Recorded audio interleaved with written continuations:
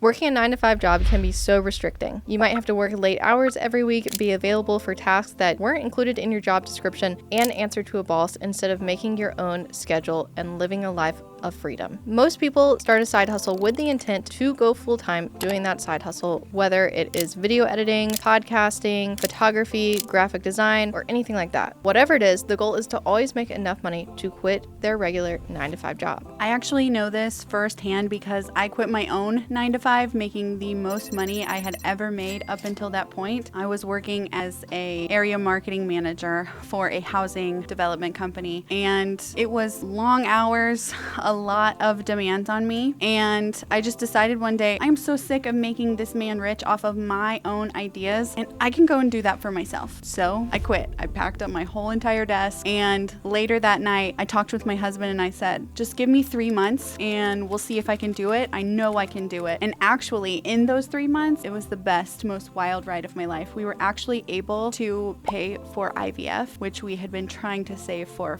many different years. It's one of the most difficult and scary decisions that you will ever make, going from a consistent paycheck on predetermined payroll dates to having that freedom and having to be responsible and keep yourself accountable. But in this video, we're going to show you why it is one of the very best decisions you can make for yourself, especially if you are creative. Let's get into it. Before we get into why you should quit your job, let's discuss who we're actually speaking to. You can be working any kind of 9-to-5 job. It doesn't have to be in design, but you do have to at least already have some design skills. Obviously, you need the skills in order to deliver services to clients. We're also talking to people who have some savings built up and they're ready to potentially support themselves out on their own, even without paying clients. And most importantly, people who have the determination, drive, and self-discipline to go out on their own and make it happen. You have to become your own boss. You have to hold yourself accountable. And if you do not have the self-discipline to do that, then this video probably isn't for you. But if that is you, then keep watching because this video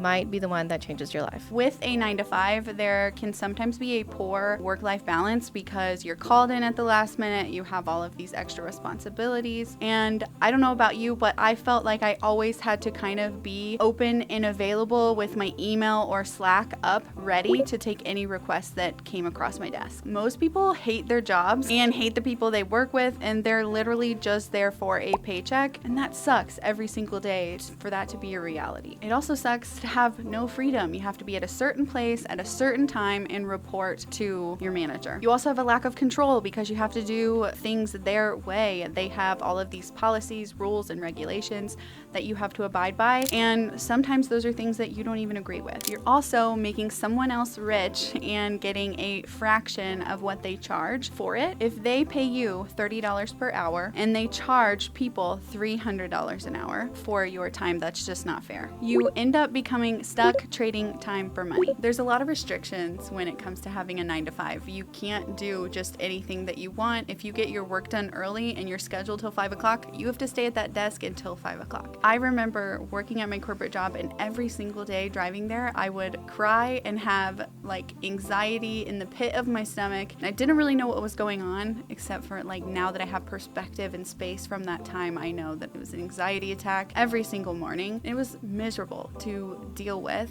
and I got rewarded by being really good at my job with more work. And that sucked so much because I would do all of this extra work. I would do it amazing. I would do it for like my other team members, and I wouldn't get a bump in pay, and I wouldn't even get a thank you. They even weren't gonna let me have time off for my IVF medical procedures because it didn't fit into their timeline. And after we had that conversation, I knew that was not the place for me any longer. And that's why you may want to go work for yourself. The freedom to do what you want whenever you want is one of the biggest benefits to working for yourself. I mean, we are literally together right now about to host a retreat for our design community while my other team members had helping me recently are working on client projects. And I'm still getting inquiries and my business is still running while I'm here doing something completely different that feels like a vacation. And I was able to do that because I make my own schedule. I decide how I spend my time. Most importantly, I don't answer to anyone else and I get all of the credit for my work. I never worked a 9-to-5. As many of you might know, I started my business in college and never wanted to work for somebody else because I always wanted the credit for everything I was doing. And I I knew if I worked for someone else, I wouldn't get the credit that I deserved. So as my own boss, I get to share, hey, here's what I made, here's my strategy, here's my thought process, and be proud of what I've created for my own business instead of somebody else taking the credit for that. Another reason you might want to consider working for yourself is that you get to charge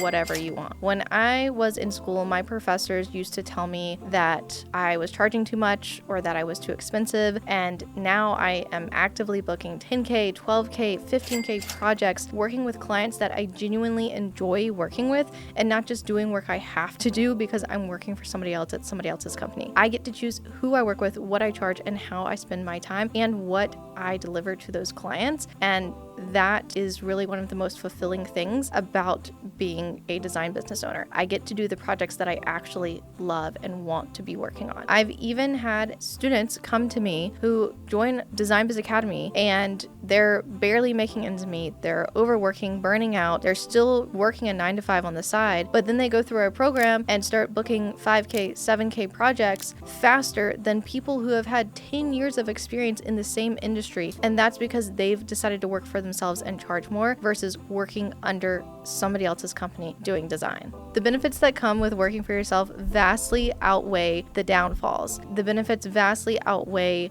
the fear that might come from being in entrepreneurship. And it might feel really scary, but at some point that scary, uneasy feeling becomes excitement because every day is a new adventure. Owning your own business is definitely not all sunshine and rainbows, and Kinsey and I will never paint that picture for you. We are open books about all the things. It can suck. You have no time off, no paid holidays, no paid sick days. When there's a death in the family, you still have your deadlines. Most people understand and give you grace in all of that stuff if you have really good clients. But I remember even being in the hospital after I gave birth to my twins, and I think it was like day 2, I was still on my computer doing work. Now, looking back, I kind of regret doing that, and honestly should kick my husband's butt for not taking my laptop away from me, but it's fine. He knows I really care about the client experience, and I didn't want to let them down. You also don't always know when your next payment is coming in. Sometimes you're just waiting on a client to sign that contract and you're not really sure if they're going to move forward 100% or not. And that can be scary when you have bills to pay, but that's why you have to do your budgeting, you have to have savings, and you have to plan for those times because they inevitably are going to come. And you also have to be mindful of the slow times because around the holidays, it can be slow. When you own your own business, there is no HR to go and complain to. You have to solve these problems by yourself. You have to do all of the things. You have to wear all of the hats. You're the marketing team, you're the copywriting team, you're the sales team, you're the HR. Everything falls on your shoulders, and that's a lot of weight and responsibility to carry on your back. But I still think out of all of those things I listed, very real things I listed, the goodness of owning your own company far outweighs all of these things that you have to look out for owning your own company. Now that we've talked about why you should start your own business, let's get into how you can actually start. This is the fun part, unless you overthink it. So it really all starts with building out a portfolio, deciding what you want to do. Do you want to specialize in brand design? Do you want to specialize in pattern design, packaging design? Start creating projects for your portfolio, figure out what you like, and start putting yourself out there. Don't worry about every little thing that you have to do in order to run a business. Just get started. And I can tell you that just getting started and putting yourself out there in marketing, even if you don't have all the bells and whistles yet, is key to building a successful business. If you sit there and overthink, well, I need to build a brand and I need to build a website and I need to get real clients and I need to register my business and I don't know how taxes work. If you start overthinking all of those things, you're never going to start and you're just going to stay stuck thinking about all of these things that you have to do. So literally just start putting your work out there. Start doing the actual work and all of those other things will follow. And a lot of our other videos on this channel will help you complete those challenges when they arise. This is everything that we cover inside of Design Biz Academy, where we teach designers how to book high-ticket clients in 90 days or less. And this video should have at least given you a rough framework on how to get started with your own design business and why you should consider it, even in 2025. If you're skeptical about being able to start and grow your own design business and actually book high-ticket design clients, just look at these testimonials from our own students who have successfully done this. We have taught hundreds of designers just like you, and so So don't think that booking a 5K client or a 5-figure month as a design business owner is out of reach, because I promise you it's not when you have the right resources and right support. Imagine what having consistent high-ticket clients could do for your life. We want to help make that a reality for you. So make sure that you click down below in the description and find that link so that you can have a call with Coach Kinsey and I. Finally, like and subscribe if you found this video helpful. And make sure to watch this video about how I went from homeless to making consistent $10,000 months.